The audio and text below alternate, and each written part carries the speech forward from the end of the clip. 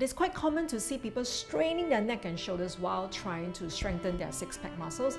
And when this is not strong enough, they force their way through to complete the exercise, and that's when they hurt their back. So you want to avoid any neck strain in the abdominal strengthening. There's a way to do it. So I've been teaching for over 20 years, and I've seen many people doing this year after year. So even with all the information out there, there are people still making the mistake. Thank you for stopping by, and today I'm going to show you how to strengthen your six-pack muscles without straining your neck and shoulders.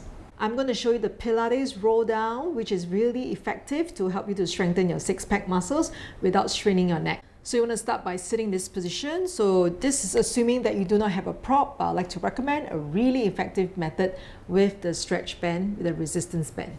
So from here, we're going to have the hands under the knees. So I'm sitting tall here, head over shoulders, shoulders over the hips, shoulders relax. Inhale, so I'm lengthening my spine, and exhale, I'm going to slowly round, my lower back, and slowly walk my hands.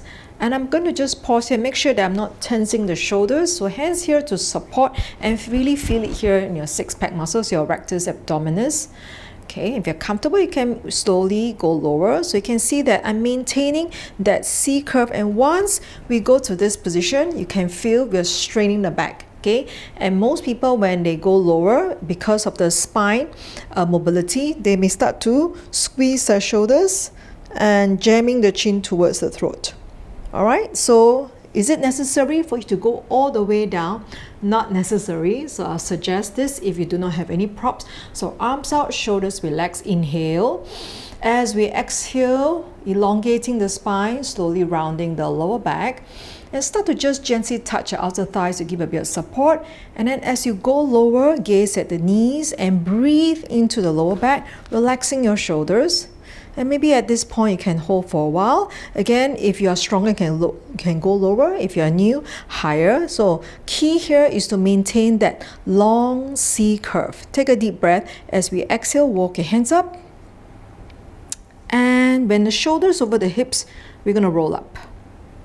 So coming back to neutral without stressing the neck and shoulders. Alright, so if you are comfortable, I'll just show you one time. Eventually we can do this, the full roll down, but you do not need to. Inhale. As we exhale, slowly roll down. So you can see I start to round my lower back, round my mid back, maintaining that long C curve. Staying centered. Releasing the neck and head down.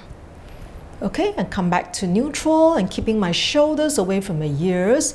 Inhale, nod the head. Exhale, flex the neck. You need to contract your six-pack muscles to create that return to go back to C curve. So when you are not strong enough, people tend to push, flatten the back. You want to avoid that. And continue to return to your C curve without squeezing the shoulders. Relax the shoulders. And slowly coming back and roll up. Sitting taller, taller, taller. So this will be much easier if you have the resistance band, and I like to use a Pilates ball or a light yoga block to place it between the knees to make sure that we are not compensating. I'm going to recommend you can use a Pilates ball like this. You don't need to. You can also use a yoga block, which will help you to prevent the legs from squeezing because we don't target the deep core muscles. We want to make sure that this exercise is effective. It's not so much about the repetition, but to do it correctly and then safely. All right, so let's use the Pilates ball or the yoga block, and then just have a band like this. So this resistance band is about 2 meters long. This will really help you. So from here, just make sure the tension is not too loose. So in fact, I would say a medium tension or a heavier tension, tighter tension would be much better. So from here, so again, do not lean back, so we're stressing our back. So let's sit tall, shoulders down. Do not drop the head down. So this is the common mistake that people, when they practice, they go drop down and squeeze the shoulders just to roll down. So this is the wrong way. So imagine there's a cord attached here, from the crown, reaching up to a hot air balloon. So continue to elongate your spine, all right? So do not sink down, shoulders melting down. So if after some time you practice in wall, you can continue to use the band to do a full roll down and full roll up. Inhale as we exhale. So I'm not collapsing, okay? Keeping the shoulders melt down. So understand the principle of elongating the spine while we are strengthening, so we don't stress the neck and shoulders. And slowly release down, keeping the knees bent.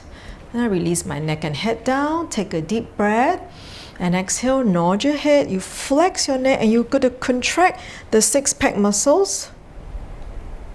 And then move the elbows back slightly. So this is for people who've been practicing for a while, or you're getting stronger, and you can do it with the full roll down. And watch out, another common mistake is the chin jamming towards the throat. Maintain the long C curve and continue to curl up and sitting taller, taller, taller. So the other common mistake is the obliques, where people place the hands here and the knees up. And then from here, you start to flex, over flex from the neck just to twist. Okay, you can see again, there's not much. You don't feel it as much in the obliques, but it goes right to the neck and shoulders. Okay, the more repetitions you do, you're going to stress your neck even more. So there's really no benefit to this.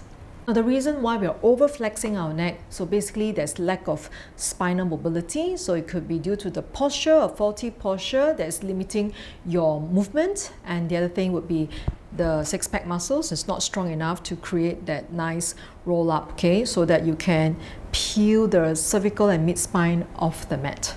All right, and therefore you are just over flexing and jamming the chin towards the throat while swinging sideways. Now what do I recommend? I recommend the Pilates ball again, but I know many people may not have this, but some of you may have something like this at home, like a massage roller. Okay, so a long roller will be good, but let's say you do not have, and you may find this quite easily. So we're going to use this as a support. And from here, we're going to slowly allow the mid back to just touch the roller. This is to give us support, and then continue to go into our C curve like this. Okay, so you can see that now I'm not stressing my neck. I'm able to relax my shoulders, and I'm going to have my right knee up like this, not moving my hips or my pelvis. So I'm going to twist the upper trunk, okay, the upper trunk, and I'm going to wrap my fingers here. Now try to contract, so we're not using momentum here. We're going to target the obliques muscles without moving the legs. I'm going to contract. So if you're strong enough, you may be able to peel the back off the mat in this position. If not, it's fine also. And just start to wake up those muscles. And those of you can even extend the arms or reach the legs out. When we return, you can come back to this position and slowly release down without straining the neck and shoulders. So hands here, come back and lower down. Now some people may find this really challenging, so just having the foot down and just twisting may be a good start. And then to the other side. Just waking up the obliques muscles. All right, or you can just have the right knee up and twist. And eventually, if you're practicing long enough, you can have the right knee up and you can twist. You can reach your hands up, wrap the fingers. As we exhale, contract the right obliques and reach far. Take a deep breath, and as we exhale, lower down with control. So when you're strong, you'll be able to control your muscles instead of just throwing the body up and down. Okay, stabilize, come back, and release. So do it on both sides. You can twist to the other side, wrap the fingers, peel the spine off, extend the arms, take a deep breath. As we exhale, control down. Hands behind, look forward, lower the foot down. And let's end with a roll up. Inhale and exhale, coming up. Okay, you can just rest your hands here and take a deep breath into the lower back.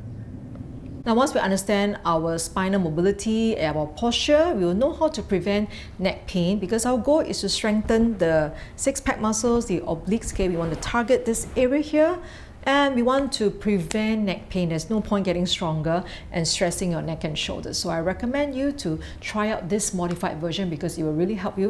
You can get stronger in no time, and you're going to do it safely. If you need me to help you to assess your movement, to give you more practice tips and also more modifications to prevent chronic pain, I invite you to join me on my online program. You can click on the link below. I'd like to meet you on the mat. So I just want to recommend that if you have neck pain or back pain, it's good to use some simple props. They are affordable props, that can support in your practice. So the goal here is to strengthen safely and effectively. I'd like to recommend you to watch this video here, because it will help you to strengthen safely without any neck strains. Do leave a comment below to let me know if you are struggling with neck pain, back pain or hip pain, so I can share more videos that will help you. Have a great day, and I'll see you soon.